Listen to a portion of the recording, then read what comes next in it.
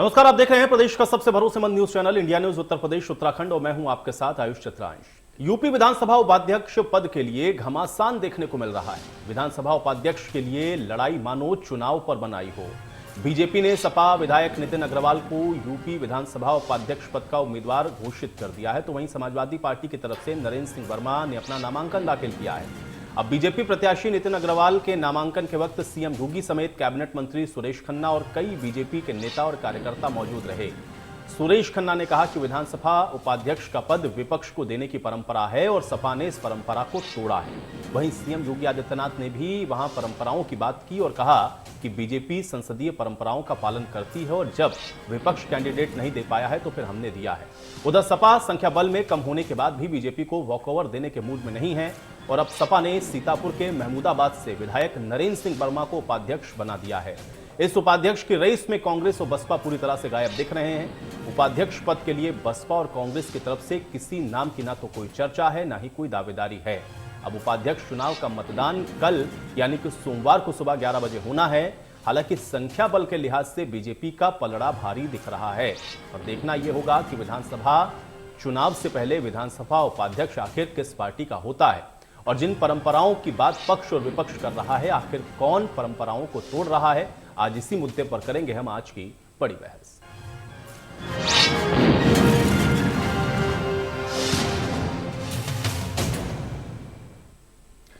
तो विधानसभा के उपाध्यक्ष पद को लेकर के राजनीतिक दलों की प्रतिक्रियाएं क्या हैं, आइए आपको सुनवाते हैं। कहूंगा कि विपक्ष कम से कम और खास तौर से समाजवादी पार्टी कम से कम परंपराओं की बात न करे। 2019 में जब महात्मा गांधी जी के राष्ट्रपिता के 150वीं जयंती पर जब विशेष सत्र बुलाया गया था, उस वक्त समाजवादी पार्टी ने उस सत्र का विरोध किया था, वॉकआउट किया था, बॉयकॉट किया था। वो किस परंपरा के तहत किया गया था?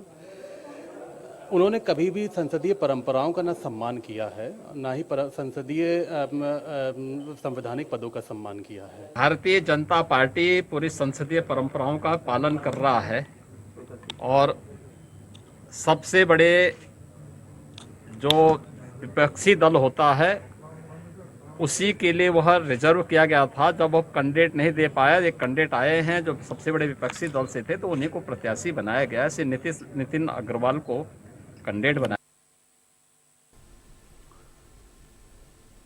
तो आप सुन रहे हैं कि किस तरह से विधानसभा के उपाध्यक्ष पद को लेकर के ये जो सियासत है जमकर हो रही है। अब सवाल इस बात का है कि आखिर उपाध्यक्ष कौन बनेगा। समाजवादी पार्टी की तरफ से नरेंद्र सिंह वर्मा, उनको उपाध्यक्ष बनाया जा रहा है, तो वहीं नितिन अग्रवाल को भी अब भारतीय जनता पार्टी की तरफ से उपाध्यक्ष के लिए प्रेषित किया गया है। कल इसको लेकर के 11 बजे मतदान होना है और देखना यह है कि किस तरीके से अब ये जो उपाध्यक्ष का चुनाव है वो किस करवट रहता है, क्योंकि ये परंपरा संसदीय रही है कि विपक्षी जो पार्टी है, जो प्रमुख विपक्षी दल है, उसकी तरफ से ही जो कैंडिडेट होता है वो विधानसभा का उपाध्यक्ष बनाया जाता है। लेकिन अभी इस समय मौजूदा परिस्थिति के अंदर आप देख रहे हैं कि किस तरह से जो संसदीय नियम है उसका कितना पालन हो रहा है और उसको लेकर के सभी पार्टियां अपनी अपने वक्तव्य को रख रही हैं, अपनी अपनी बात को कह रही हैं। और अब सबके जहन में सिर्फ सवाल यह है कि आखिर कौन उपाध्यक्ष बनेगा, उपाध्यक्ष पद पर किसको बिठाया जाएगा। कल 11 बजे अब इसको लेकर के जब मतदान होगा तो उसके बाद स्थितियां स्पष्ट हो जाएंगी। हालांकि संख्या बल की अगर आप बात करें तो फिर ऐसे में भारतीय जनता पार्टी का पलड़ा इसमें भारी दिखता है। लेकिन अब जिन संसदीय मर्यादाओं की बात हो रही है, जिन संसदीय नियमों की बात हो रही है, अब कौन सही मायने में उसको निभा रहा है और कौन उसकी अवहेलना कर रहा है, यह सवाल है। और उत्तर प्रदेश के अंदर चूंकि चुनाव भी है, इसलिए चुनाव के साथ भी अब जो उपाध्यक्ष पद का चुनाव होना है वो भी उसके साथ जोड़ा जा रहा है कि कहीं इसका जो लाभ है वो पाने की कोशिश तो नहीं हो रही है। तो कुल मिलाकर के उत्तर प्रदेश की इस समय की जो राजनीतिक परिस्थितियां हैं वो बेहद दिलचस्प होती हुई नजर आ रही हैं। और चुनाव चाहे उपाध्यक्ष का हो या फिर उत्तर प्रदेश के अंदर होने वाला विधानसभा चुनाव, सभी दिलचस्प होते हुए दिख रहे हैं। और अब इस समय उपाध्यक्ष पद को लेकर के जिस तरह से आप देख रहे हैं कि वार पलटवार चल रहा है, संसदीय मर्यादाएं या फिर उसके नियमों की जो बात कही जा रही है वो किस तरह से है वो आपके सामने है। और अब कल 11 बजे का इंतजार करिए, क्योंकि दोनों तरफ से प्रत्याशियों का जो ऐलान है वो हो चुका है। कल 11 बजे अब इसको लेकर के क्या निर्णय होता है ये देखना होगा। और अब उपाध्यक्ष कौन बनेगा ये सवाल सबके जहन के अंदर है। और उपाध्यक्ष को लेकर के आप देख रहे हैं कि जो राजनीति है वो किस स्तर तक पहुंच रही है। तो आखिर कौन बनेगा उपाध्यक्ष, ये भी अपने आप में एक बड़ा सवाल है, क्योंकि दोनों तरफ से कैंडिडेट्स हैं, लेकिन अब उपाध्यक्ष किसको चुना जाता है, किसको बनाया जाता है, इसके ऊपर सभी की निगाहें टिकी हुई हैं। नितिन अग्रवाल या फिर नरेंद्र सिंह वर्मा, ये दो ऐसे नाम हैं जो कि इस समय आप देख रहे हैं, और दोनों की ही चर्चाएं इस समय अब चल रही हैं।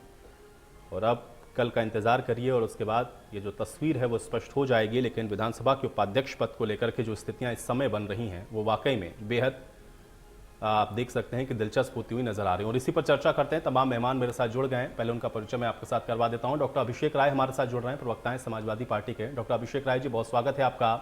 जावेद अहमद हमारे साथ जुड़ रहे हैं, प्रवक्ता हैं कांग्रेस पार्टी के। जावेद अहमद जी, आपका भी स्वागत। प्रीतपाल सलूजा हमारे साथ जुड़ रहे हैं, प्रवक्ता हैं आम आदमी पार्टी के। प्रीतपाल सिंह सलूजा, आपका भी स्वागत। और धर्मेंद्र राय हमारे साथ जुड़ रहे हैं, प्रवक्ता हैं भारतीय जनता पार्टी के। धर्मेंद्र राय जी, आपका भी स्वागत है।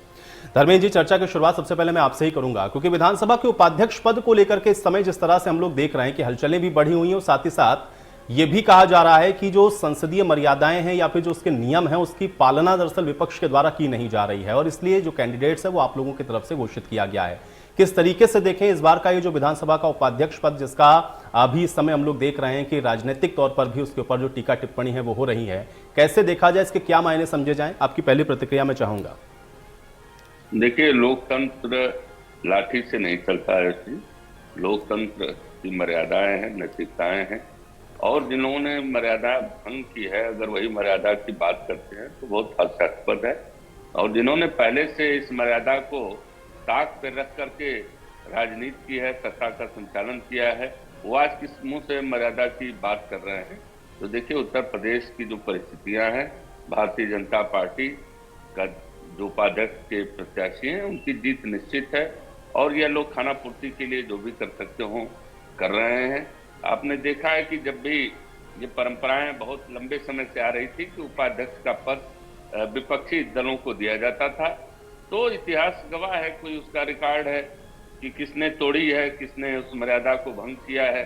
और रामचरितमानस में लिखा गया है कि हनुमान जी चाहते तो वो ब्रह्मा जी के अस्त्र को वो तोड़ देते, लेकिन उन्होंने मर्यादा रखी। जौन ब्रह्म सरमानो महिमा मिटई अपार। तो हर चीज की एक मर्यादा है, लोकतंत्र की भी मर्यादा है, लेकिन मर्यादा को तोड़ने वाले लाठी से अभी भी सत्ता में नहीं है, लेकिन लाठी के बल पर लोकतंत्र को चलाना चाहते हैं, हिंसा के बल पर लोकतंत्र चलाना चाहते हैं, माफियाओं को फिर से सिर माथे बिठा करके लोकतंत्र चलाना चाहते हैं। तो ये लोकतंत्र की मर्यादा नहीं है। लोकतंत्र की मर्यादा अगर आपने कायम रखा हो तो आप हमसे अपेक्षा कीजिए, और नहीं तो फिर जैसे चल रहा है उसको चलने दीजिए, स्वीकार करिए। हम जनता के लिए जवाबदेह हैं, जनता के बीच हमको जाना है, हम जनता की सेवा के लिए राजनीति करते हैं, जनता के प्रति मेरी जवाबदेही है। तो मैं जानता हूं कि जनता जानती है इन जो मर्यादाओं को जिन्होंने भंग किया है, इनके लिए कोई सहानुभूति नहीं चाहिए, इनके लिए कोई मर्यादा रखने की हमको लगता है नहीं आवश्यकता है।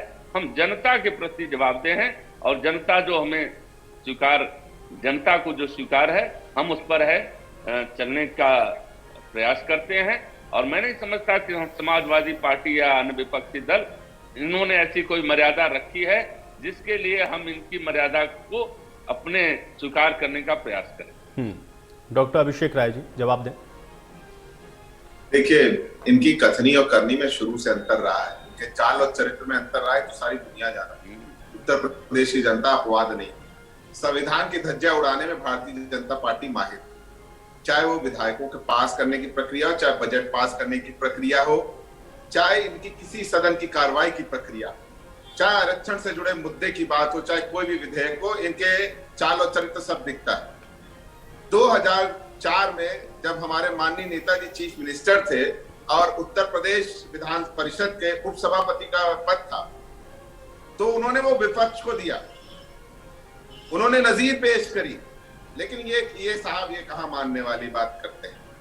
जिस सरकार में मुख्यमंत्री जी खुलेआम सदन में भाषण कहते हैं ठोक दो, क्या किसी उत्तर प्रदेश के मुख्यमंत्री की ऐसी मर्यादित भाषा है? आज तक के इतिहास में इतने बड़े बड़े मुख्यमंत्री इस उत्तर प्रदेश ने दिए, इतने बड़े बड़े लोग, विद्वान लोग रहे इस प्रदेश के मुख्यमंत्री, क्या ऐसी भाषा सदन में बोली गई? और जहां ये विपक्ष को डराने के लिए, दबकाने के लिए अपनी पुलिस को आगे कर देते हैं, विपक्ष का दमन करते हैं। अभी आपने देखा लखीमपुर खीरी में, देखिए विपक्ष को वहां जाने नहीं दिया। साहब क्या क्या आप छुपा रहे थे? अगर आप इतने दूध के धुले हुए तो क्या सब छुपा रहे थे? ये दमन की राजनीति करना चाहते हैं। इन्होंने किसानों को अपनी टायरों के नीचे रौंद दिया और उसके बाद 6 दिन उनको बिठा के रखा। जब माननीय उच्चतम न्यायालय ने इनके ऊपर तल्ख टिप्पणी करी स्वसंज्ञान लेके कि क्या हर 302 के ऊपर जिसके ऊपर एफआईआर दर्ज होती है सबके साथ क्या उत्तर प्रदेश में इसी तरह का व्यवहार होता है, ये उसमें जवाब नहीं दे पाए, ना ये दे पाएंगे। अभी मैं सुन रहा था भाजपा के विद्वान प्रवक्ता को, कह रहे थे लाठी के बल पे। अरे लाठी के बल पे किसने जिला पंचायत अध्यक्ष और ब्लॉक प्रमुख बनाए? सारी उत्तर प्रदेश से लेके पूरी देश की जनता ने देखा, मीडिया चैनलों ने दिखाया। साहब कभी आपने सुना होगा जिसके जिला पंचायत सदस्य ज्यादा हो वो हार रहा है और जिसके कम हो वो जीत रहा है? कभी हुआ है? नहीं हुआ होगा। जहां बैलेट से चुनाव हुआ वहां समाजवादी पार्टी नंबर 1 थी और जहां इन्होंने अपने प्रशासन के दम पे गुंडागर्दी करी वहां इन्होंने सारी जीत को हार में बदल दिया। दूसरी बात, ये माफियाओं की बात कहते हैं। साहब हमारी तो मांग है ना, हम तो बार बार मांग करते हैं कि आप 10 टॉप माफियाओं की लिस्ट जारी कर दो, सबको पता चल जाएगा कौन किस पार्टी में है। जो जेलों में बड़ी बड़ी टिफिने भेज रहे हो आप लोग, सबको पता चल जाएगा कि कौन किस राजनीतिक दल से है। एडीए की रिपोर्ट है, मैं आपको एक बहुत सीधी सी बात बता रहा हूं कि उत्तर प्रदेश के विधायक और सांसदों के ऊपर 37% पे 2 से ज्यादा आपराधिक मुकदमे दर्ज हैं। तो सबको पता है कि कौन कहां है। सुप्रीम कोर्ट ने बोला कि मुजफ्फरनगर दंगों में आपने कैसे मुकदमे वापस ले लिए। हाई कोर्ट कहता है साहब उत्तर प्रदेश में जंगल राज है। तो ये अपनी जो पीठ ये थपथपा रहे हैं, अपने गाल जो बजा रहे हैं, उत्तर प्रदेश की जनता सब जानती है। और परंपराओं को तोड़ना कोई इनसे सीखे, कोई इनसे सीखे परंपराएं कैसे तोड़ी जाती। अभी बड़ी बड़ी बातें कही, आपने सुना होगा माननीय मुख्यमंत्री जी ने भी कहा कि भाई जो उप सभापति का पोस्ट होता है वो विपक्ष को देना चाहिए। तो क्यों आपने कैंडिडेट खड़ा कर दिया? क्यों खड़ा कर दिया? इनके कथनी और करनी में अंतर है। ये इतना सत्ता लोभी लोग हैं कि सत्ता के लिए कुछ भी करने को तैयार है। और उत्तर प्रदेश की जनता देख रही है, जैसे पंचायत चुनाव में बैलेट से जहां हुआ वहां जवाब दिया, वैसे 22 के चुनाव में भी इनको जवाब दिया। जावेद अहमद जी, कौन तोड़ रहा है इन परंपराओं को?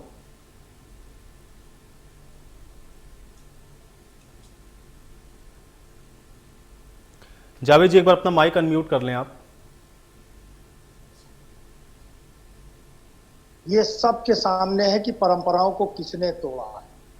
आज बड़ी परंपराओं की नैतिकता की बात हो रही। किन लोगों से नैतिकता का सवाल पूछा जा रहा है इस देश के अंदर, जिन्होंने नैतिकता को अपने पैरों के नीचे रौंदने का काम किया है।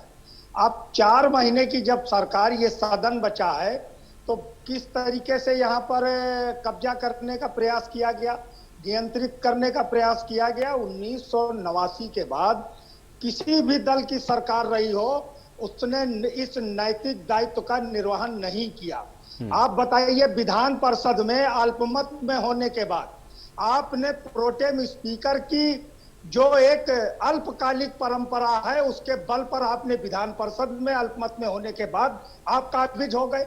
और बड़े बड़े झंडा बरदार, सभ्यता सांस्कृतिक राष्ट्रवाद के झंडा बरदार आज जो है ये बता रहे हैं कि हम नैतिकता का जो है दूसरे दलों ने पालन नहीं किया। आपने कहा पालन किया? 1989 में आखिरी उपाध्यक्ष शिवनाथ सिंह कुशवाहा जी थे जो जनता दल की सरकार में बने थे और कांग्रेस के नेता थे। उसके पहले कांग्रेस लगातार इन परंपराओं का पालन करती रही। लोकसभा में हमने पालन किया, आपने तो कहीं पालन ही नहीं किया। आप लोकतंत्र को भारतीय जनता पार्टी डंडे के बल पर हाँकना चाहती है और डंडे के बल पर चला भी रही है। उसको जनता से मतलब नहीं है, उसको संसदीय परंपराओं से मतलब नहीं है, उसको जो विधायी परंपराएं हैं, जो नियम है, उससे कोई लेना देना नहीं है। मानवेंद्र सिंह कैसे बैठ गए? क्यों नहीं मतदान के जरिए वहां पर चुनाव कराया गया? प्रोटेम स्पीकर कब बनाया जाता है? परिस्थितियां होती हैं कि किसी सभापति ने इस्तीफा दे दिया या कोई आपात परिस्थिति में उनका कोई कारण हो गया या देहांत हो गया, तो आप प्रोटेम स्पीकर चाहे विधानसभा में बनाइए चाहे विधान परिषद में बनाइए। और आपने बनाया, उसके बाद कितने दिन हो गए? क्यों नहीं चुनाव करा रहे हैं? ये नैतिकता का पाठ और झूठ पर झूठ, लगातार तेज तेज झूठ बोलकर जिस तरीके से अपने को सच साबित करने की कोशिश करती है ना भारतीय जनता पार्टी, वो दुनिया जान रही है और देख रही है। ये कितना भी कर ले, ये कितने भी प्रयास कर ले, उत्तर प्रदेश की जो छवि है वो पूरे विश्व में धूल धूसरित हुई है। कोई ये कहे कि हमने ऐसा नहीं किया, जिस अंकित दास को एक स्वर्गीय कांग्रेस के नेता अखिलेश दास से जोड़ा जा रहा था, ये लोग जान नहीं पाए कि उसका सगा बहनोई भारतीय जनता पार्टी का राज्यसभा सदस्य इसी उत्तर प्रदेश से, और वो अपने बहनोई और केंद्रीय गृह राज्य मंत्री के बल पर लखीमपुर में ठेकेदारी कर रहा था। उसका नाम किसी ने नहीं लिया, उसका नाम किसी को लेने भी नहीं दिया गया। तो ये जो जिस तरीके का ये भितिंडा खड़ा करते हैं, जिस तरीके से नैतिकता का आवरण ओढ़कर सारे अनैतिक कार्य करते हैं, किस निर्लज्जता के साथ करते हैं, ये पूरा प्रदेश देख रहा है, देश देख रहा है। आप जिसको चाहोगे ठोक दोगे। अरे हमको ये भी बता दो ना कि वो जो आपके लम्हुआ के भारतीय जनता पार्टी के विधायक हैं, वो एक सूची लेकर घूम रहे हैं माफियाओं की। क्या इस देश के इतिहास में ऐसा कभी हुआ है कि किसी मुख्यमंत्री को अपने ऊपर लगे मुकदमे वापस लेने पड़े हो? ऐसा विश्व में कोई ऐसा इतिहास आपको नहीं मिलेगा और भारत में तो कतई नहीं मिलेगा। ऐसा घिनौना काम, ऐसी दरिंदगी की भारतीय जनता पार्टी के विधायक अपनी अय्याशी के लिए किसी बेटी के पूरे परिवार का विनाश करने पर उतर आए और सत्ता उसको संरक्षण देती रहे। एक कथित स्वामी जिसने कभी अपने जीवन में बचपन में अपनी भतीजी को भगा ले जाने का काम किया था, उसको किस तरीके से बचाने का लगातार प्रयास किया जाता है। प्रीतपाल सिंह सलूजा जी, कौन कर रहा है यहाँ पर जो नियम है उनकी अवहेलना या संसदीय मर्यादाओं का पालन नहीं कर रहा है? एक दूसरे के ऊपर आरोप प्रत्यारोप खूब हो रहे हैं, आपका एक रिएक्शन चाहूंगा।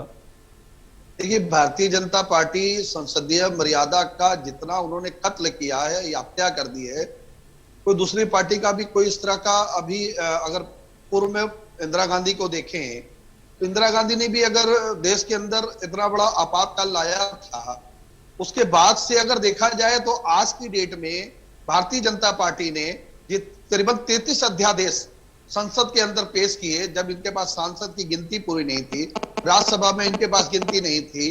ये 33 अध्यादेश लेके आए। उस अध्यादेश का विरोध तत्काल प्रभाव से सारी विपक्षी पार्टियों ने किया। आम आदमी पार्टी भी संसद के अंदर जब किसानों के खिलाफ एक कानून, काला कानून लेके आ रहे थे, सांसद संजय सिंह जी ने जब इनका माइक तोड़ दिया, उनको वहां से हटा दिया गया, निष्कासित कर दिया गया कुछ दिनों के लिए, तो ये संसदीय परंपरा इनके हाथ में तो है नहीं, ये तो बचा नहीं पाएंगे। ये जब भी इनसे कुछ पूछा जाता है, ये पूर्व की सरकारों का ही अभी बात, जैसे भारतीय जनता पार्टी के माननीय प्रवक्ता जी जो बैठे, उन्होंने कहा कि पूर्व की सरकारों ने जो किया अब जनता समझ चुकी है और जनता हम लोगों के साथ खड़ी हुई है। जनता आपके साथ नहीं खड़ी है श्रीमान जी। जनता ने आपको वोट इसलिए नहीं दिया था कि आप संसदीय मर्यादा का कत्ल करेंगे, हत्या करेंगे।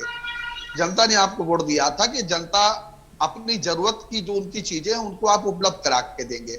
आप भारी भरकम वादों के साथ आए थे, भारी भरकम वादों के साथ आने के बाद उन वादों को आप पूरा नहीं कर पाए। अब हत्या पे हत्या किए जा रहे हैं लगातार। आपने अगर पहली बार अगर आप देख लें, उन्नाव का मामला ले लीजिए, चाहे बुलंदशहर का मामला ले लीजिए, मुजफ्फरनगर का मामला ले लीजिए, अभी लखीमपुर का मामला ले लीजिए, हर मामले में इन्होंने संसदीय जो मर्यादा उसका कत्ल करने का काम किया है। एक गृह मंत्री किस हक से वहां पे बैठा हुआ है, जिसका पुत्र जेल के भीतर है, वहां पे गृह मंत्री अगर बैठा रहेगा तो पुलिस क्या किसके आदेश पे काम करती है? आप खुद जानते हैं, हम सब जानते हैं कि उन्होंने नीचे से लेकर ऊपर तक कत्ल करने का काम किया। आम आदमी पार्टी ये समझ चुकी है, जनता भी समझ चुकी है कि ये जो है ये इनसे अब प्रदेश और देश चलने वाला नहीं है। जनता इनको 2022 में जबरदस्त मजा चखाने वाली है। धर्मेंद्र जी जवाब दें। अभी लोगों के प्रश्न का और ये सब बेमतलब की बातों का जवाब देने का कोई मतलब भी नहीं बनता।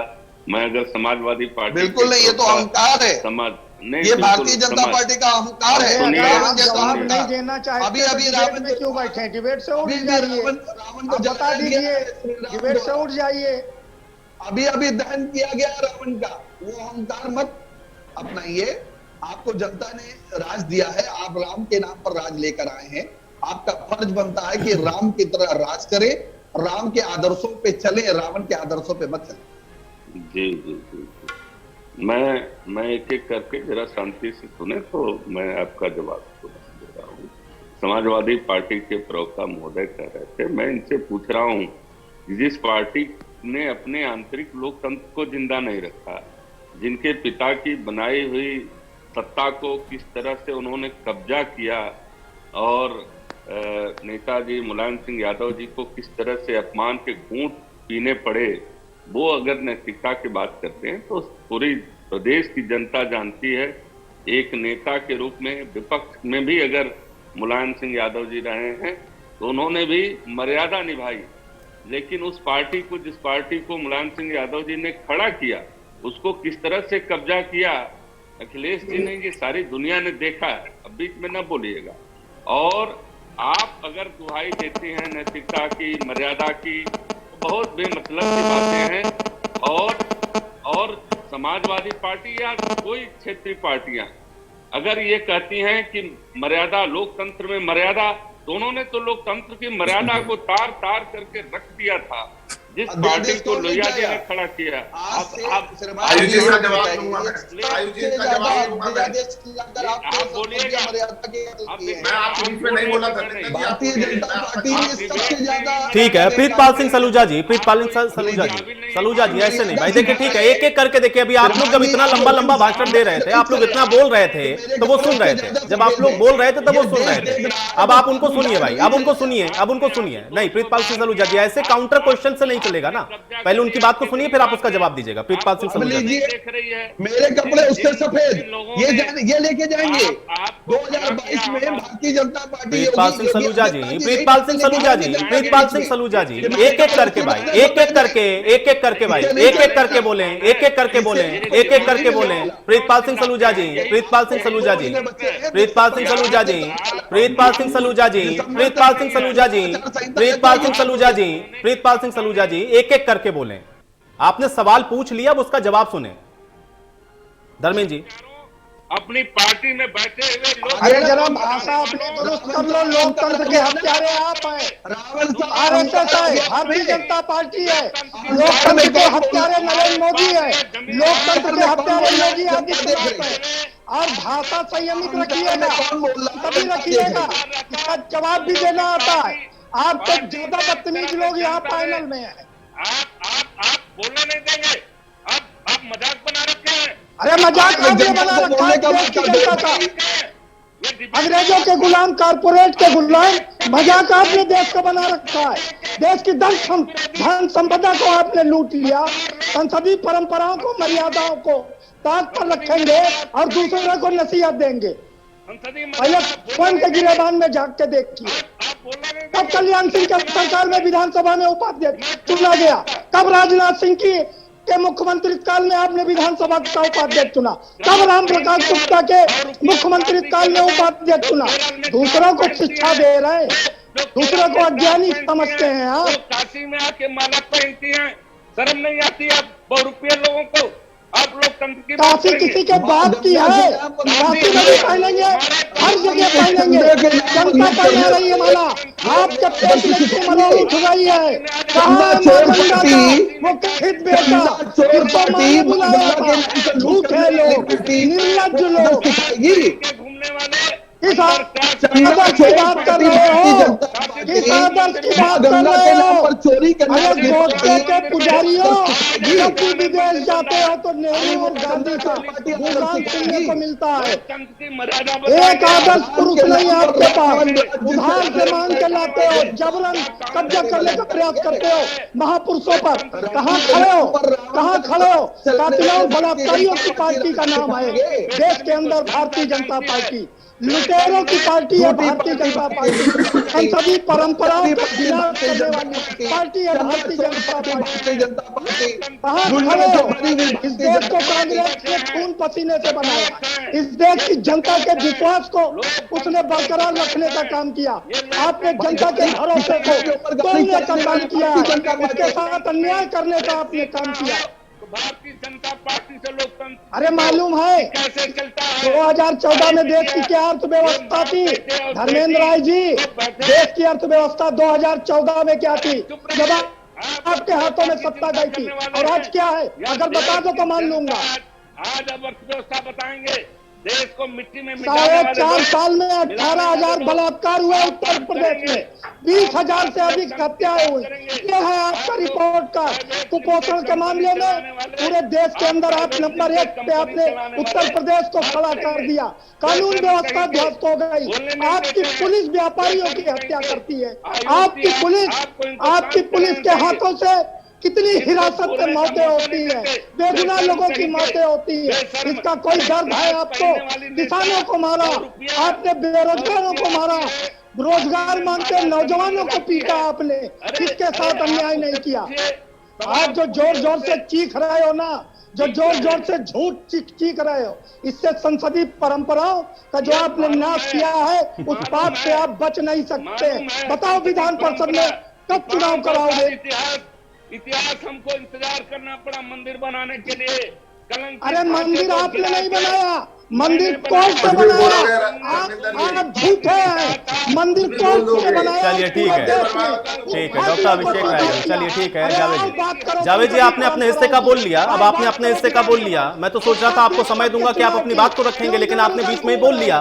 ठीक है, अब आपने बोल लिया, अब अभिषेक राय जी को सुन ले। ठीक है, चलिए ठीक है। और अब मैं किसी को नहीं टोकूंगा, सब लोग एक दूसरे के बीच में बोले, क्योंकि यहाँ पर किसी को पता ही नहीं कि डिबेट में बैठने का डेकोरम होता क्या है। डिबेट में बैठने का डेकोरम क्या होता है, ये अगर आप लोग को मुझे यहाँ पर अभी बैठ कर फिर सिखाना पड़ेगा तो मैं किसी प्रवक्ता को नहीं रोकूंगा। आपके बीच में भी बोलेंगे, वो आपके बीच में भी बोलेंगे। अब आप शांत हो जाएं थोड़ा सा। जावेद अहमद जी मुझे मजबूर ना करें, नहीं तो मैं फिर आपके ऑडियो डाउन करवा दूंगा, फिर आप वहां से बोलते रहेंगे। जावेद अहमद जी, जावेद अहमद जी, जावेद अहमद जी, जावेद अहमद जी, जावेद अहमद जी, जावेद अहमद जी, जावेद अहमद जी, बस बस बस ठीक है। अनवरत बोल लिया आपने, अनवरत बोल लिया आपने, 2 मिनट पूरा अनवरत बोला। अब थोड़ा धैर्य रखें। और आप भी धर्मेंद्र जी, आप भी अभिषेक राय जी, अभिषेक राय जी, अनवरत बोल लिया भाई। जावेद अहमद जी आपको जो बोलना था आपने बोल लिया। जावेद अहमद जी जो बोलना था आपने बोल लिया। जावेद अहमद जी जो बोलना था आपने बोल लिया। अब आपने बोल लिया, थोड़ा धैर्य रखें। अब धैर्य रखें, अब धैर्य रखें, अब धैर्य रखें। औरों को भी सुनने की आदत डाल लें। और भी पार्टियां हैं, और भी पार्टियों के प्रवक्ता हैं भाई, उनको भी सुन लें। अब आप उनको भी सुन लें। जावेद अहमद जी और लोग को भी सुन लें। जावेद अहमद जी और लोग को भी सुन लें, नहीं तो मैं भी आपके बीच में बोलता रहूंगा। आपकी कोई बात नहीं समझ पाएगा। जावेद अहमद जी अब थोड़ा धैर्य रखें। जावेद अहमद जी थोड़ा धैर्य रखें। जावेद अहमद जी थोड़ा धैर्य रखें। जावेद अहमद जी, जावेद अहमद जी, जावेद अहमद जी, जावेद अहमद जी, जावेद अहमद जी थोड़ा धैर्य रखें। जावेद अहमद जी थोड़ा धैर्य रखें। जावेद अहमद जी धैर्य रखें। चुनावी मंच ना बनाएं, चुनावी मंच ना बनाएं, चुनावी मंच ना बनाएं, चुनावी मंच ना बनाएं। धैर्य रखें, धैर्य रखें। अभिषेक राय जी, कि जिस विषय पर बहस है उस विषय पर क्यों नहीं टिक पा रहे हैं? मैं पूछ रहा हूं कि विधान परिषद में चुनाव कब कराओगे? जावेद अहमद जी ये एक लाइन का सवाल बोलने के लिए है, ये एक लाइन का सवाल पूछने के लिए आपने पिछले 3 मिनट लिए हैं। आपने 3 मिनट पूरा लिया है ये एक लाइन का सवाल पूछने के लिए कि धर्मेंद्र राय जी इस बात का जवाब क्यों नहीं दे रहे हैं, और आप उसका जवाब सुनना भी नहीं चाह रहे हैं। अब आप उसका जवाब सुनना भी नहीं चाह रहे हैं। जब जवाब सुनेंगे तब समझ में आएगा कि वो क्या कह रहे हैं। अब आप बोल रहे हैं, अब सिर्फ आप बोल रहे हैं, आप सिर्फ बोल रहे हैं, आप सिर्फ बोल रहे हैं। दूसरे को ना बोलने दे रहे हैं, ना दूसरे को सुनना चाहते हैं, ना दूसरे को बोलने दे रहे हैं, ना दूसरों को सुनना चाहते हैं। मैं इससे ज्यादा आपको फिर समय नहीं दे पाऊंगा। फिर आप मुझसे शिकायत मत करिएगा कि आपने मुझे बोलने का अवसर नहीं दिया, क्योंकि आपने सबका समय यहां पर व्यतीत किया, सबका समय आपने यहां पे अपने लिए ले लिया। एक छोटे से ब्रेक के लिए रुकूंगा, फौरन वापस आते हैं।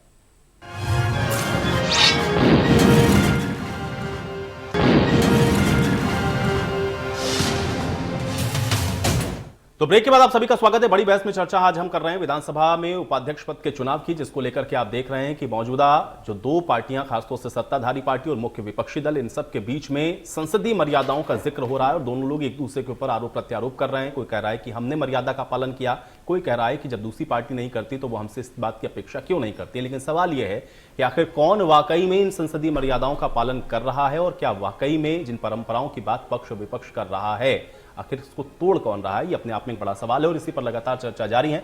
चर्चा में एक बार फिर से वापस लौटेंगे, सभी मेहमान मेरे साथ बने हुए हैं। डॉक्टर अभिषेक राय जी, मैं आपके पास आता हूं, क्या कुछ कहना चाह रहे थे? देखिए, मैं बहुत सीधी सी बात कर रहा हूं। धर्मेंद्र जी को सुन रहा था, अभी वो कह रहे थे कि माननीय नेताजी की बात कर रहे थे। भाई, सारी दुनिया को पता है हिंदू समाज में पिता का उत्तराधिकारी कौन होता है। सारी दुनिया को पता, उत्तर प्रदेश की हाँ, ये जनता ने राजतंत्र उत्तराधिकारी मान लिया ये है। राजतंत्र है।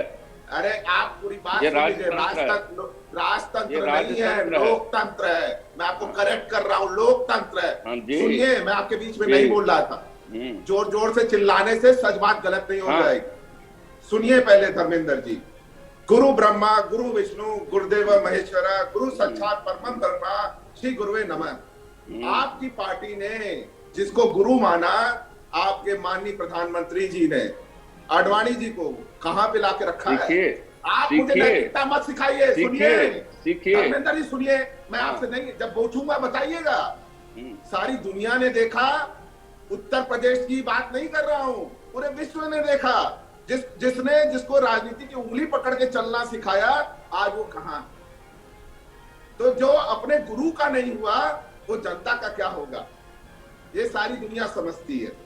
रही बात आप लोग के मुंह से नैतिकता, ये बड़ा भारी शब्द है, बोलने से पहले 10 बार सोचिएगा कितना भारी शब्द है। बड़ी जिम्मेदारी वाला शब्द है। जनता ने जिम्मेदारी दी थी, 4.5 साल सोते रहे और कुछ नहीं किया। आज उत्तर प्रदेश में महंगाई बढ़ गई, लूट बढ़ गई, गरीब शोषित वर्ग परेशान हो गया। आपकी अराजकता की वजह से गोरखपुर में व्यापारी मर जाता है, अब किसानों के ऊपर गाड़ी चलाते हैं आपके मंत्री के बेटे। आप नैतिकता की बात करते हो, कैसी नैतिकता है आपकी। गृह राज्य मंत्री जी को क्यों नहीं बर्खास्त किया। जब महाराष्ट्र में घटना हुई तब तो आपने गृह राज्य मंत्री जी से इस्तीफा मांगा, अभी छत्तीसगढ़ में आप मुख्यमंत्री जी से इस्तीफा मांग रहे हो। या आप नैतिकता की बात करोगे। ये दोहरा चाल चरित्र ना सबको समझ में आता है धर्मेंद्र जी। और अपन क्या आप लोग के लिए बड़ा भारी शब्द होना चाहिए ये, क्योंकि आप लोग इसका मतलब नहीं समझते। जिस दिन मतलब समझ गए उस दिन देश की जनता का भला करोगे। उत्तर प्रदेश की जनता ने आपको बहुत आशीर्वाद दिया, 325 विधायक दिए, 64 सांसद दिए, लेकिन आपने उन्हीं को ठगा जिन्होंने आपको चुन के भेजा था। 10 महीने से किसान वहां सिंधु बॉर्डर पे है। आज सबसे महंगी बिजली उत्तर प्रदेश में। आज महंगाई जो 2014 में डायन होती थी, आप लोग की बुआ बनी हुई है। आपके केंद्रीय मंत्री सिलेंडर लेके क्यों नहीं घूमते, अब वो मौज की राजनीति कर रहे हैं। और दूसरी चीज, आप लोग बताओ मुझे, मैं आपसे सीधा सवाल पूछता हूं, एकदम सीधा सवाल, कि क्या महंगाई पे आप लोग कुछ करने वाले हो? क्यों नहीं बात कर रहे हो? आज उत्तर प्रदेश क्यों पावर क्राइसिस झेल रहा है? क्या किया आपने 5 साल में? सोते रहे। 5 पावर प्रोजेक्ट बना दो, गिना दो। आप ट्रांसमिशन लाइन कितनी बिछाई वो बता दो, कितने सब स्टेशन में बनाए उत्तर प्रदेश में वो बता दो। सिर्फ समाजवादियों का फीते का फीता काटा है। मंदिर की बात अभी आप कर रहे थे साहब, सुप्रीम कोर्ट के आदेश पे बन रहा है। आपकी पहले भी 2014 में सरकार थी, 2019 में फिर आपकी सरकार बनी। माननीय उच्चतम न्यायालय के दिशा निर्देश पे बन रहा है मंदिर। सब उसका स्वागत कर रहे हैं, सब उसके साथ हैं। तो देखना है, झूठ बोलने से और जुमलो नॉमिक्स। बहुत स्वागत आपका, बहुत स्वागत। जो जुमलो नॉमिक्स आप लोगों ने फैला रखी ना, जुमले आपके केंद्रीय राज्य मंत्री, केंद्रीय मंत्री जी कहते हैं। Dharmendra ji let me complete please. Dharmendra ji let me complete please. जब मैं धर्मेंद्र जी कोई बात सुन ले। धर्मेंद्र जी मैं आपको बोल रहा था, आपका सम्मान कर रहा था। धर्मेंद्र जी मैं आपका सम्मान कर रहा था, आपको नहीं बोल रहा था। नहीं दिया धर्मेंद्र जी मैं आपके बीच में नहीं बोल रहा था, सम्मान कर रहा था। 3 लोग बोल रहे हैं, आप प्रभु मुझे अकेले जवाब भी नहीं देने देते हैं। नहीं धर्मेंद्र जी, अभिषेक जी ने नहीं बोला भाई, अभिषेक जी ने आपको डिस्टर्ब नहीं किया, इसलिए उनकी बात को सुन लें। और आपको जवाब तो देना है ना भाई, आपको देना तो पड़ेगा, जवाब तो देना पड़ेगा आपको। ठीक है, सुने, थोड़ा सा सुने धर्मेंद्र जी, आप भी सुने। आयुष भाई, इनसे सवाल पूछने का अधिकार तो होना चाहिए। नहीं तो आप सत्ता में तो सवाल नहीं, तो आप जब मैं बोलना आपकी सबकी तीनों लोगों की मैंने नहीं बोला। धर्मेंद्र जी आप आयुष भाई से पूछ रहे थे, मैंने बिल्कुल नहीं बोला। नहीं धर्मेंद्र जी, अभिषेक जी नहीं बोल रहे थे, अभिषेक जी नहीं बोल रहे थे। अभिषेक जी ने नहीं आपको टोका, अभिषेक जी ने एक बार भी नहीं टोका आपको। सवाल तो सुन लो। अभिषेक जी ने एक बार भी नहीं टोका, इसलिए उनको बोलने दें, उनको बोलने दे भाई, उनको बोलने दें। धर्मेंद्र जी, अभिषेक जी ने नहीं टोका आपको, मैं बता रहा हूं आपको, अभिषेक जी ने नहीं आपको डिस्टर्ब नहीं किया, इसलिए उनकी बात को सुने, उसका जवाब दें। डॉक्टर अभिषेक राय जी। बिल्कुल सुन रहे हैं। मैं आपसे मैं धर्मेंद्र जी यही चीज पूछ रहा हूं। आपने फॉरेन इन्वेस्टमेंट मीट कराई, उत्तर प्रदेश में कराई, 2 जगह कराई, बनारस में भी कराई, लखनऊ में भी कराई। क्या आप मुझे 5 ऑफिसर्स का नाम गिरा सकते हो? जो विषय जनता से जुड़े हुए मुद्दे हैं। ठीक है, नहीं अभिषेक जी देखिए, इस पर तो हम लोग चर्चा करते रहेंगे। अभी 4 महीने और हैं, अभी 4 महीने और हैं, इन सारे मुद्दों पर हम लोग चर्चा करेंगे। अभिषेक जी आज के विषय पर थोड़ा सा केंद्रित रहते हैं। अभिषेक जी आज के विषय पर थोड़ा सा केंद्रित रहते हैं। हम उसी विषय पे आ रहे हैं। जनता से जुड़े सवाल है, ये जनता के जुड़े मुद्दे हैं। आप 22 में चुनाव क्या ये सभापति पे लड़ने जा रहे हो? सभापति बनाया कि नहीं बनाया? नहीं, बात यहाँ नैतिकता की हो रही है ना। आप कह रहे हैं कि ये संसदीय मर्यादा नैतिकता का पालन नहीं कर रहे हैं, वो कह रहे हैं कि आपने नहीं किया। इनसे नैतिकता की उम्मीद कैसे करें जब गृह राज्य मंत्री जी का बेटा फंसा हो और उसको ये बर्खास्त नहीं कर रहे हैं या उसको निलंबित नहीं कर रहे हैं? धर्मेंद्र जी, ये प्रश्न तो है। धर्मेंद्र जी, अगर आप इसको ऐसे काउंटर करेंगे कि भाई ये लोग नैतिकता का पालन नहीं करते थे तो हमसे क्यों अपेक्षा कर रहे हैं, इन्होंने अपने कार्यकाल में ऐसा किया, तो क्या आप अपने आप को जस्टिफाई करेंगे? तो इस्तीफा मांग रहे थे, ठीक है, छत्तीसगढ़ में अभिषेक जी मैं जवाब लेता हूं, सरकार में नहीं, वो तो सभी पार्टी के लिए, डॉक्टर अभिषेक राय जी, तो सबके लिए सवाल वही है ना। जवाब दें धर्मेंद्र जी। देखिए, मैं कह रहा हूं आयुष जी कि सवाल लोकतंत्र की जब बात होगी तो मैं इनको सलाह दूंगा, जिस भी पार्टी के प्रवक्ता लोग हैं, इनके पार्टी के नेताओं तक मेरी बात पहुंचे इनके माध्यम से, कि भारतीय जनता पार्टी से लोकतंत्र का तरीका समझें।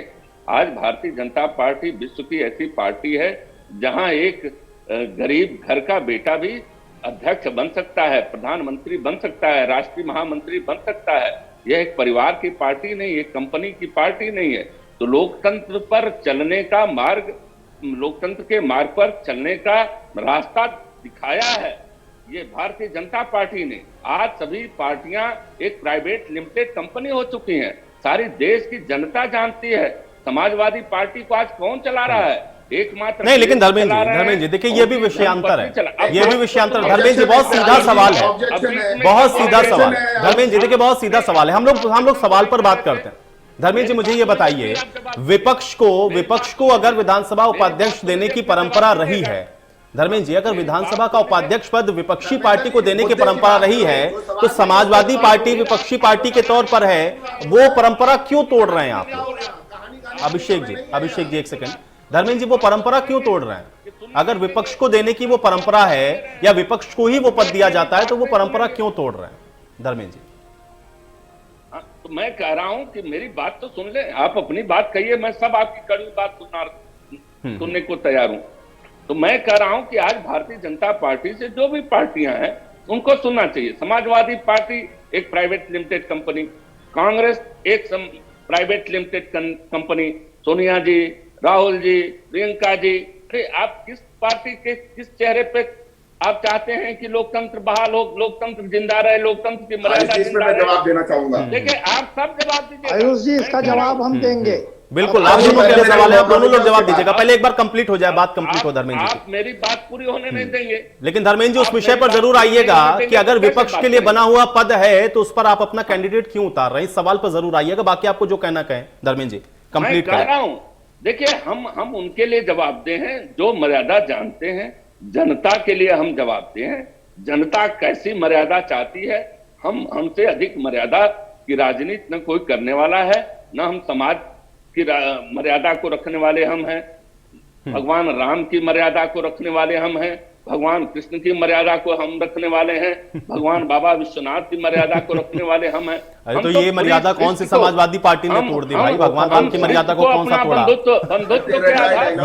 इसको कैसे तोड़ा भाई? कांग्रेस पार्टी ने या समाजवादी पार्टी ने, वो भी सब मर्यादा रखने वाले। राजनीति की मर्यादा को कैसे आप लोग फॉलो कर रहे हैं? मेरा सवाल सिर्फ उस पर है कि किसी को बोलने न दीजिए तो आप लोकतंत्र रख लीजिए भाई। ठीक है, चलिए अब एक एक करके, आप चूंकि आपने उनकी पार्टियों को लेकर के सवाल उठाया तो मैं उससे जवाब ले लेता हूं। ठीक है, जावेद अहमद जी पहले जवाब। बातें कड़वी लग रही हैं। मैं कह रहा हूं कि प्रियंका जी जब केरल जाती हैं तो वो क्रॉस पहनती हैं, जब काशी में आएंगी तो त्रिपुंड लगाती हैं, माला लगाती हैं। अरे महिलाओं के लिए, नारी शक्ति के लिए भी वो चंदन लगाने के मोदी लिए जब कतर जाते हैं, दुबई जाते हैं तो क्या पहनते हैं? बीच में बोलते कोई हैं, याद नहीं है क्या? बीच में बोलते हैं आप? नहीं, बीच में बोलते हैं। वो मोदी जब कतर और दुबई जाते हैं, जब अमेरिका तो चलिए ठीक है ना भाई, ठीक है, वो सभी धर्मों का सम्मान कर रही है, उसमें भी क्या भाई? आप तो कहते हैं सबका साथ, सबका विकास, सबका विश्वास, तो क्रॉस भी पहन ले, सबका सम्मान करें, उसमें क्या दिक्कत है भाई? उसमें क्या दिक्कत है, उसमें क्या समस्या है भाई? चलिए अब जावेद अहमद जी, ठीक है, चलिए धर्मेंद्र जी अब आप आपने अपनी बात रख ली। अब जावेद अहमद जी।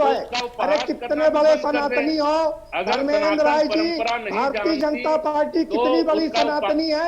राम के नाम पर राजनीति करने वालों सुनो, ये वही नितिन अग्रवाल है जिसके पिता नरेश अग्रवाल ने राज्यसभा में क्या कहा था कि रम में बसे राम, और भारतीय जनता पार्टी के सांसदों ने राज्यसभा में हंगामा किया था।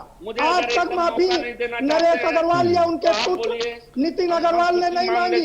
बताओ कैसे राम भक्त हो, कितने बड़े राम भक्त हो। जावेद जी, राम को रम में बसाने वाला व्यक्ति का पुत्र, उसको आप चिल्लाइए और मुझे अपने अपना विधानसभा उपाध्यक्ष का उम्मीदवार बनाया है। स्वामी प्रसाद मौर्य ने कहा था कि गौरी गणेश गोबर के हैं, और कितने मुकदमे लिखाए थे भाजपाई हो तुमने पूरे उत्तर प्रदेश में। वही गोबर के गौरी गणेश बताने वाले सत्ता के लिए आपके साथ हैं, और आप सत्ता के लिए उनके साथ हैं। बताओ कि नरेश अग्रवाल ने कहा था कि नहीं कहा था। प्रोसीडिंग में है, प्रोसीडिंग में राज्यसभा की। उनके पुत्र को आपने विधानसभा का उपाध्यक्ष बनाने का उपक्रम किया है। बताओ कितने बड़े राम भक्त हो। कहो नरेश अग्रवाल मुर्दाबाद, कहो नितिन अग्रवाल माफी मांगे। अरे आपके नहीं, आपने राज्यसभा में हंगामा किया था। आपने राज्यसभा में नरेश अग्रवाल के नाम पर हंगामा किया था इस बयान पर। आप क्यों नहीं जवाब दे रहे? इधर उधर धर्मेंद्र राय जी मत बोलिए। आज आपकी परीक्षा है, आज आपकी परीक्षा है, आज आपकी परीक्षा है जनता के बीच में। बताओ कि नरेश अग्रवाल का भारतीय जनता पार्टी से रिश्ता नहीं है, और नरेश अग्रवाल ने जो राज्यसभा में बयान दिया था, जो स्टैंड बीजेपी का कल था वही आज है। बोलिए ना, पार्टी का स्टैंड एक है। अरे राम के साथ विश्वासघात करने वालों, मर्यादा पुरुषोत्तम राम की मर्यादा को खंडित किया है आपने। जिस व्यक्ति के पिता ने मर्यादा पुरुषोत्तम श्री राम का अपमान किया, वही आज जो है आपका उम्मीदवार है विधानसभा उपाध्यक्ष में। मैं सिल्ला ठोक के कह रहा हूँ, चुनौती दे रहा हूँ। चलिए ठीक है, चलिए ठीक है जावेद जी। अब डॉक्टर अभिषेक राय जी, डॉक्टर अभिषेक राय जी, डॉक्टर अभिषेक राय जी, ठीक है चलिए, ठीक है चलिए, ठीक है जावेद अहमद जी, जावेद अहमद जी, ठीक है जावेद अहमद जी, ठीक है कंप्लीट हो गया जावेद अहमद जी, ठीक है हो गया, कंप्लीट हो गया। डॉक्टर अभिषेक राय जी, डॉक्टर अभिषेक राय जी, डॉक्टर अभिषेक राय जी, जावेद अहमद जी, जावेद अहमद जी, जावेद अहमद जी, जावेद अहमद, जावेद अहमद, जावेद अहमद, जावेद अहमद जी, ठीक है चलिए, ठीक है जावेद अहमद जी, जावेद अहमद जी, जावेद अहमद जी, ठीक है हो गया। डॉक्टर अभिषेक राय जी। आयुष जी, अभी मैं धर्मेंद्र जी को सुन रहा था, अभी ये कह रहे थे ना समाजवादी प्राइवेट लिमिटेड पार्टी है, तो साहब उसी तरह भारतीय जनता पार्टी दो व्यापारियों की पार्टी कह के आए थे, देश नहीं बिकने दूंगा, 28 PSU बेच दिए। ये इनके चाल और चरित्र में अंतर। अभी एयर इंडिया भी बिकने जा रही है, बिकी गई है करीब करीब। 17 एयरपोर्ट उत्तर प्रदेश में प्राइवेटाइज हो रहा है। नोएडा में जो जेवर एयरपोर्ट है उसका काम स्विस कंपनी को दे दिया, जबकि उसमें इंडियन कंपनी का टेंडर जो है वो 50 करोड़ कम था। तो साहब सबको पता है, उत्तर प्रदेश की जनता को तो पता ही है, पूरे देश की जनता को पता है। तो बोलने से पहले सोचा करो कि एक उंगली अपनी तरफ किसी को दिखा रहे हो तो 3 उंगली आपकी तरफ पॉइंट कर रही है। दूसरी बात, आप नैतिकता की बात ना करो तो ज्यादा अच्छा है। आपने अगर उत्तर प्रदेश की जनता के आंसू 4.5 साल में पूछा होता तो आज आपकी ये नौबत नहीं होती। आप लोग सिर्फ जुमले और घोषणाएं करने में माहिर हो। हमारे शिलान्यास का शिलान्यास किया, हमारे उद्घाटन का उद्घाटन किया है।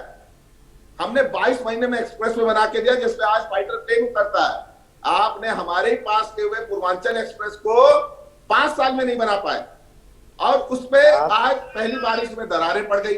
आप बनारस के रहने वाले हो, बनारस में आपने देखा होगा क्योटो बनाने आए थे आप लोग, और क्योटो की जगह अभी बारिश हुई, पूरा बनारस तरबतर था, नाव चल रही थी शहरों में। तो क्या यही क्योटो है? आप आए थे यहाँ, आप उत्तर प्रदेश की जनता ने जवाब देगी। गोरखपुर को भी आप कह रहे थे, अभी क्या कहते हैं डेंगू का प्रकोप था, आपने कहा हमने कोरोना तीसरी वेव की तैयारी कर ली। फर्रुखाबाद की घटना भूल गए, एक एक बेड पे 3-3 बच्चे बड़े हुए थे। आप उनकी सुध नहीं लोगे। चलिए कभी बैठ लेंगे, आपका भाषण सुन लेंगे भैया। अरे बिल्कुल, आपका भाषण सुन लेंगे, भाषण की जरूरत आपका नहीं है, भाषण जनता सुन से लेंगे। जुड़े मुद्दे कभी सच बैठ मुद्दे के उठाऊंगा। टीवी पर थोड़ा समाजवादी समय पार्टी जनता वक्त से की जुड़े मुद्दे पाबंदी उठाती होती है, तो थोड़ा हमें भाषण देने की मेरी भी जरूरत बात नहीं सुन है। लीजिए।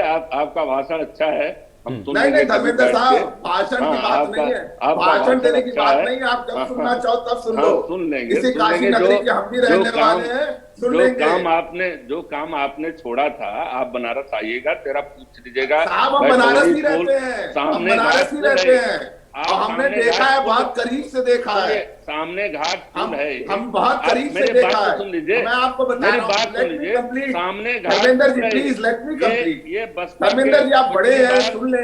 जब छोटों की बात 2005 सुननी चाहिए धर्मेंद्र जी, आप तो बड़े भाई की हैं। सरकार थी, विधानसभा में भी आप लोग बड़े भाई हैं, छोटों की भी तो सुनना सीखो। 2005 में हम धर्मेंद्र जी आपसे रिक्वेस्ट कर रहे हैं सामने ना। घाट गंगा के पुल की बात मैं कर रहा हूँ कि आप साहब, शिलान्यास की बात कर रहे हैं। साहब, आप पूरी बात तो सुन लो, कंप्लीट सपा होने की दो। सरकार मैं आप ही से पूछ रहा हूँ, सारनाथ के आरोपी का क्या हुआ? उसका फीता मोदी सारनाथ के जी ने आरोपी का क्या काटा, हुआ है? मोदी जी काटा।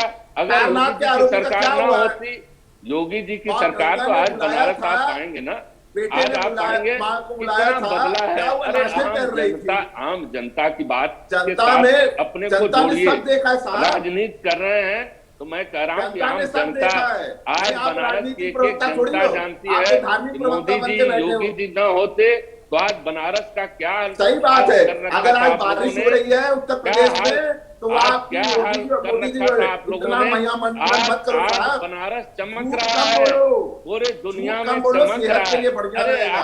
आपके सेहत के लिए बहुत बढ़िया रहेगा, देखिए, झूठ कम बोलोगे तो जनता- ब्लड प्रेशर नहीं बढ़ेगा। नहीं, झूठ आप- बोलने के लिए आप बहुत अपना- सोचना होता है, आप और नियंत्रित सच्चाई करिए। को आंच नहीं आती, साच को आंच नहीं। ठीक है, और चलिए आप लोगों के इसी आरोप देख रही प्रत्यारोप के है। बीच में मैं चर्चा यहीं समाप्त करता हूं। बहुत शुक्रिया आप लोगों का, आप लोगों ने समय निकाला, इस चर्चा का हिस्सा बने। हालांकि सवाल अभी संसदीय मर्यादाओं का हो रहा था, तो कौन इसका पालन कर रहा है, कौन नहीं कर रहा है, ये मैं जनता पे छोड़ता हूं। आज बड़ी बहस में मेरे साथ फिलहाल इतना ही।